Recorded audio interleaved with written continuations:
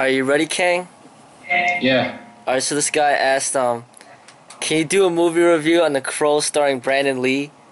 And can you compare the Crow character to the Batman? And then he said, what did you like about the Crow? And can you compare this anti-hero to Batman?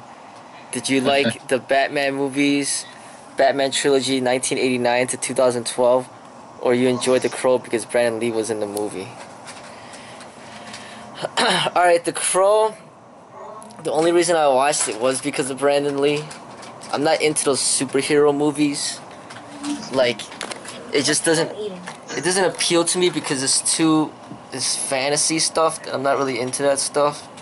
I see. I wasn't into the Batman stuff. I never was. Still aren't. As far as the Crow movie's concerned, it was just more of it's just sad how he died, and you know, I see that he put a lot of his heart into the movie, and he did a good job in the character. And what I liked about it was he was stepping away from, not just away, but he was never really interested in playing like being in a martial arts movie. He wanted to do his own thing, and that Crow movie is not like considered like a martial art movie. You know, it's like more of a modern day movie that's expressing like a story. You know, it's more about the story opposed to like, oh, you know, what kind of techniques can he do and stuff like that. And it's not focused on it. It's focused on the story. And he put his you know, I could tell that he was really passionate about his character and he wanted to play it well. I think he did well. And the idea of that fantasy, I guess what is good is that a lot of times we go to movies to watch something that's not real. So the fantasy provided the reasons of what was happening in the movie, of what cannot happen in real life. So basically he came back from the dead, and then now he can't die. Like, they could shoot him and then he doesn't get affected. So then that basically brings in the relevancy in a movie context of like how somebody could kick and punch somebody else even though the other person is armed. You know what I'm saying? So they could shoot him like 100 times, but he doesn't die, and then he could still like do like kicking and punching techniques, which makes sense because that's a part of the storyline. You know, which like Bruce Lee, you know, he knew that like he's gonna have to stop making these martial art movies because it's not gonna be relevant for modern day anymore. Because why don't people have guns? Why are they kicking and punching? Where are the guns? You know what I'm saying? He was like, Bruce Lee knew that he was gonna have to start making different types of movies that didn't have anything to do with kicking and punching. And in that last movie, Enter the Dragon, it provided the backdrop of the movie was basically the reason why they're doing all this kicking and punching on this island is because the owner of the island has banned guns.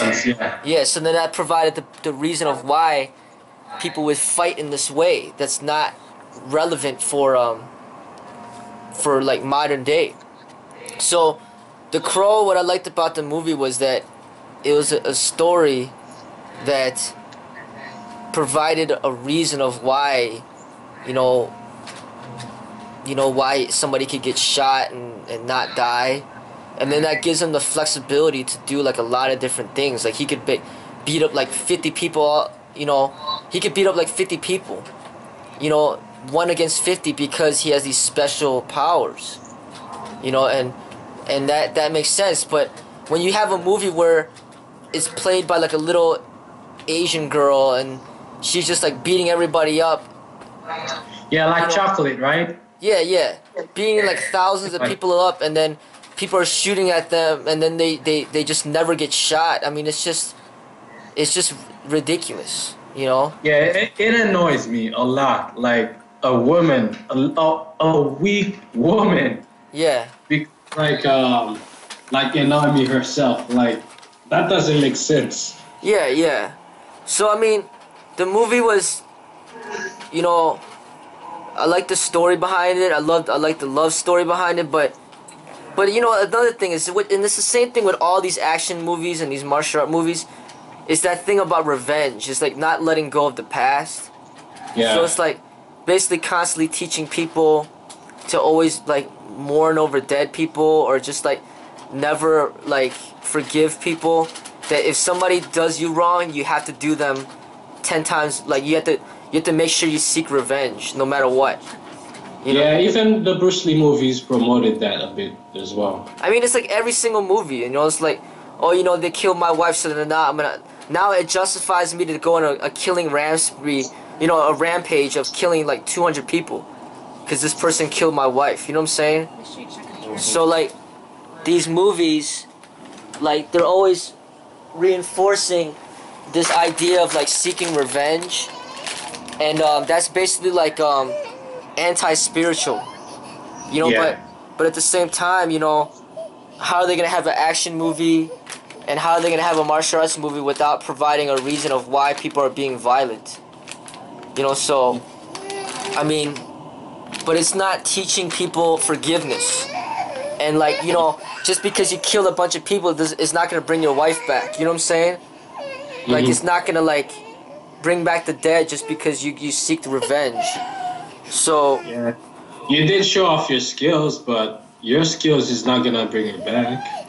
yeah, so I mean, it's just like, but that's the problem with all these action movies. That's why I'm not really into action movies. Like, I'm more into like movies that teach you about something about life, you know? Yeah, like Peaceful Warrior, for example. I like this movie a lot. Yeah, something like that was good. But The Crow is not like an amazing movie. It's not like a bad movie. It's the only reason I watched it was because Brandon Lee was in it. Otherwise, I wouldn't really care for it. You know? That's it. What do you got to say about it?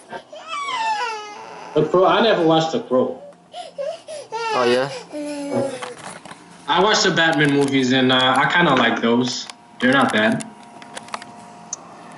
But Batman, I don't know, because I feel like him and the Joker, sometimes I feel like taking the Joker's side, because in the interrogation scene, I feel like Joker is telling some real truth, and because Batman can't handle it and start beating on the Joker. So I compare the Joker in a bit to you, and because he keeps speaking out the truth as they are, and some haters, they just want to beat on you, you know? Because basically what happened is that the Joker is telling Batman, you know what? They might need you right now, but when they don't need you anymore, they're gonna take you out, you know? They're gonna cast you out. Just like a leper, you know? Yeah. Yeah. So really, they don't care about you, really. But the thing about superheroes that I noticed is that I appreciate that you want to make the society better.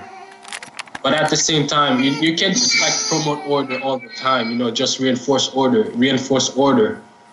Yeah, that's gonna make the world better. I mean, really, the reason why order cannot be crime can never disappear. You can't stop crime. You know, it always gonna happen.